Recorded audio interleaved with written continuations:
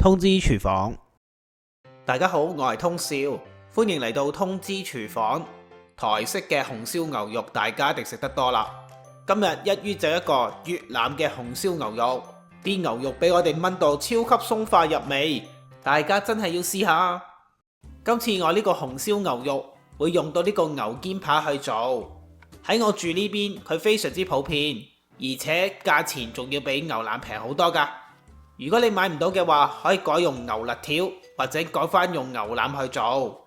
至於牛腩嘅話，你係需要拎去飛水，而呢個步驟喺我其他做牛腩嘅影片就有講過啦。大家唔清楚嘅話，可以去睇返我啲影片做一個參考。將呢塊牛肉洗乾淨抹乾之後，唔需要切開，亦都唔需要醃㗎。喺兩面平均搽上指定份量嘅調味料，就可以拎去煎㗎啦。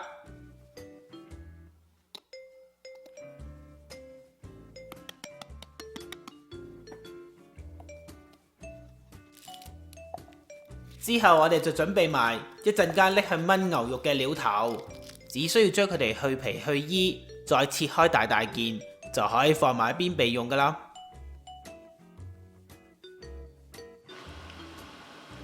而家就開始煎塊牛肉，我哋先用中大火將隻鑊燒熱，然後加入大概1到2茶匙嘅油落去。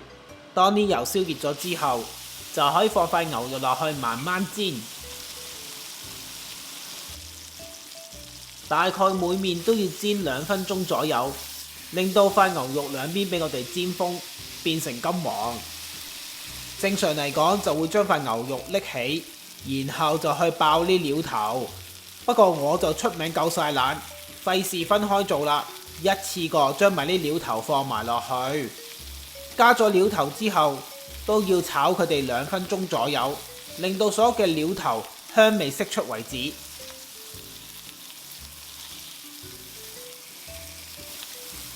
加埋啲料頭落去炒，當然就方便快捷好多啦。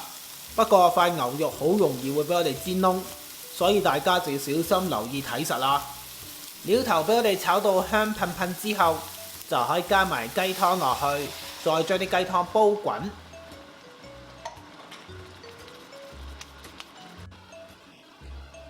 加咗雞湯之後，我哋就可以慢慢手咁樣將指定份量嘅香料加埋落去。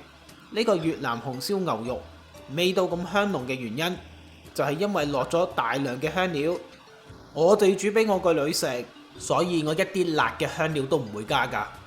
如果大家喜歡食辣嘅話，亦都可以額外加啲辣椒落去㗎。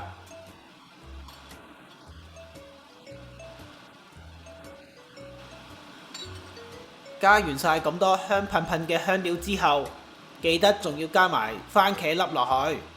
眼利嘅你應該見到我係用罐頭番茄，咁當然如果你可以買到新鮮又靚嘅番茄嘅話，用新鮮番茄就會好好多。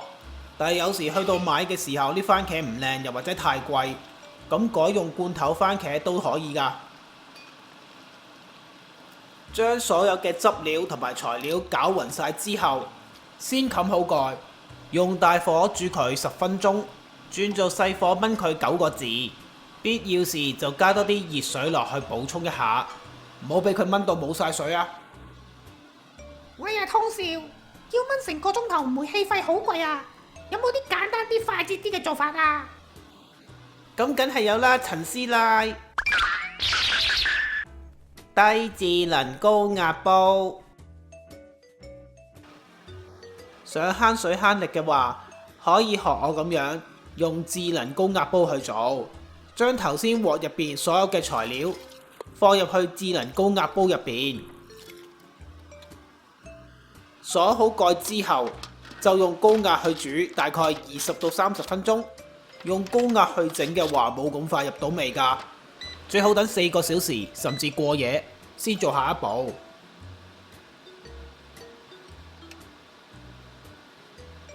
我通常都會用智能高壓煲，提前1日去做好呢一個步驟，好處就係隔咗1日之後，喺湯汁表面嘅肥油就會凝結成膏，好容易就可以用湯匙將佢哋剝走。Oh my god！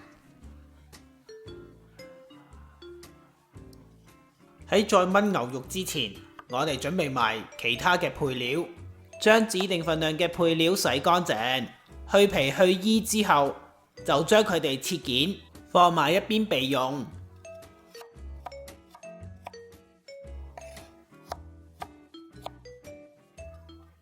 牛肉經過我哋用鑊或者智能高壓煲燜過一次之後，佢已經收縮過，形狀已經固定好㗎喇。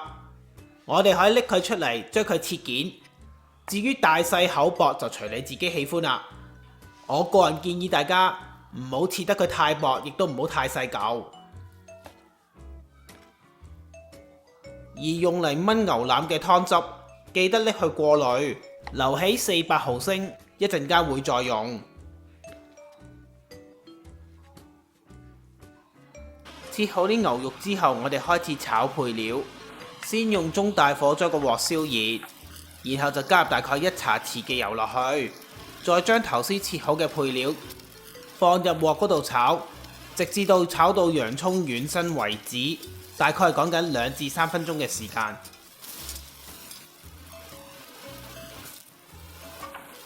洋葱炒到軟身之後，就可以加入指定份量嘅茄膏落去，同埋之前叫你留起大概有400毫升已經過濾咗，愛嚟燜牛腩嗰啲湯汁落去。如果你用明火去煮，剩低落嚟嘅湯汁唔夠嘅話，記得自己就要加翻啲雞湯落去補充一下啦。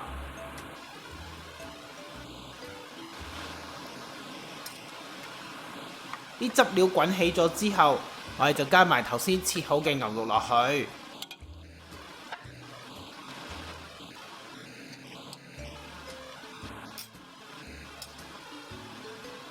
然後就可以冚好蓋，轉佢做細火，慢慢燜多佢30分鐘就食得㗎啦。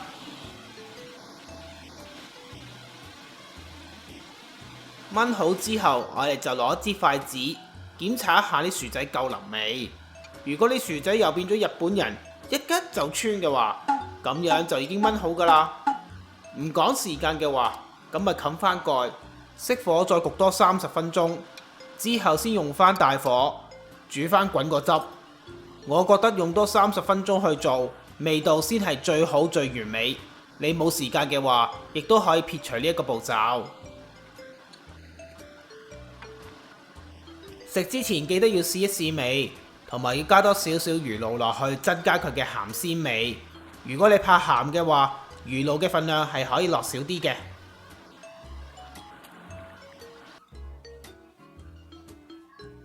當啲汁料煮滾咗之後，就可以上碟食㗎啦。越南紅燒牛肉食得啦喂！呢個越南紅燒牛肉嘅醬汁真係非常非常之惹味㗎。除咗普通愛嚟送飯或者送麵之外，用嚟配我通宵之前介紹嘅法式蒜蓉包，可以話係天作之合。一齊食嘅話，味道可以話係完美啊！包你試過一次之後，你會深深咁愛上佢。越南紅燒牛肉做法真係非常之簡單，你唔用我呢隻牛肩扒，當然可以改用牛腩或者牛肋條去做啦。至於火力同埋烹調嘅時間，記得要按照住你嘅爐頭或者高壓煲嘅性能作出適當嘅調整。如果大家仲有啲咩問題嘅話，歡迎你喺呢度留言俾我。我會盡力為大家解答。材料正確嘅份量、食材嘅牌子同埋相片都可以去我文字食譜嗰度揾到。喺呢條片嘅煙火就有呢個食譜嘅連結提供俾你去參考㗎啦。通知廚房仲設立咗通宵後援組同埋交流專區，等住你哋加入㗎。鍾意呢條片嘅話，記得要俾 like 同埋 share 出去，仲要記得訂閱。同埋撳埋隔離個鐘仔，咁我新片一出先可以通知到你㗎。多謝大家收睇，下次再見，拜拜。